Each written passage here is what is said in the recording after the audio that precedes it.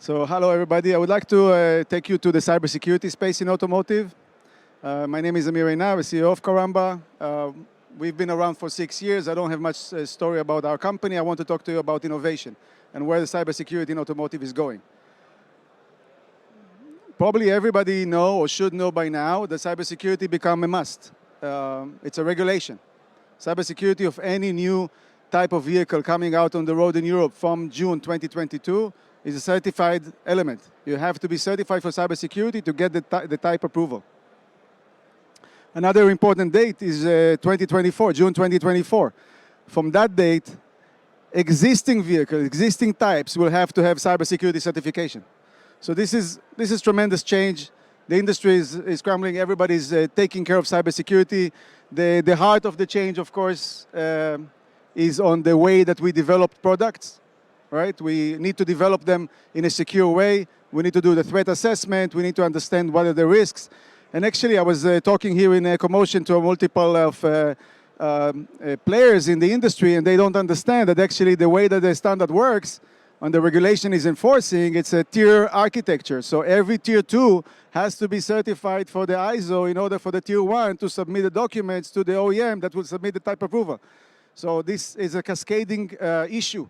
And every organization that is developing software these days has to take cybersecurity into account, meaning it has to do a threat analysis, create a document, what is the controls that you're going to implement, show those implementation in pen testing. It's a whole process, and it's a very clear and simple process. We as Karamba help customers on various software players, from telematics to ADAS to sensors. Any software that goes into the vehicle has to have this sort of process in place for 2024, and actually for a new type for 2022.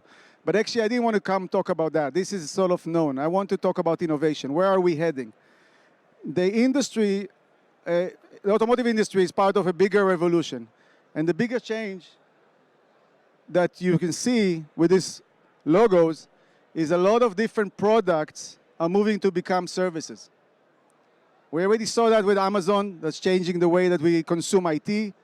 And of course, HP GreenLake, you don't buy a server, you're buying consumption. We're of course familiar with it from software. And this is now coming to Apple devices. Volvo started to do that on their vehicle. This is happening on the vehicle level. What it means is that we will be consuming the products, the vehicle, the service that is called mobility. And you can, I stole this term from a discussion with a customer, Teslafication. Basically, you are having a product, but it's actually carrying a whole set of services after buying it, after acquiring it in the first place. It becomes a platform for the company to keep on updating and selling you additional upgrades. And this is a change, you know, eventually the cars will be like a printer, right? It's very cheap to buy the car, but you keep on buying the services afterwards. This is a very strong change in the way it works. It's a strong change in the economics of things, and it's a tremendous change, of course, for software, because it relies on the ability of the software to be updated over the air, ongoing, over 10 years of the vehicle life, or 15 years, right? I want to connect now the dots, right? So this is a change that the industry is going through. Cybersecurity is applying by a standard. There is a list of things to do. And there's a lot of things to do, of course. But the interesting thing about this standard, it was forward-looking, because there is a very clear element in it of continual security. It's not anymore that I develop the software and it's great and it's working and everybody's happy about it. It's actually the continual aspect of it. 10 years down the road, I keep on managing the vehicle. I keep on managing the service that I give to my customer, and I keep monitoring it for cybersecurity. This is, if we think about innovation, suddenly cybersecurity become part of that innovation of the industry. When the industry is moving to as a service, cybersecurity is able to support that with a continuous security mechanism. That's what the standard is requiring from all of our customers, the tier 1s and the OEMs. And that change translates to actually platform and system. From our perspective, this is introducing of Agile Product Security. It's not anymore product security as a one-time event one-time structure. You actually created a continual model where if you're taking your focus today, which is developing the best ECU, the best technology, like Innovis just showed us, the best technology, you apply cybersecurity on that in the stage of development. You're applying a threat assessment, you deploy the security controls inside, they are great. Then you do a validation and verification process of testing it. You have a very good cybersecurity product. While you're deploying it and updating it, then you continually protect in runtime, you monitor for vulnerabilities and events, and you're able to identify those events and update the software again on a continual basis. This is a new model for software development. It's a new model of operations for security, because security today has to have operational people in this model. Operational people that are looking in a continuous way on the software status. Now, I want to say something about monitoring in general. So the standard and the regulation calls directly for the OEMs to monitor their vehicles. Straight.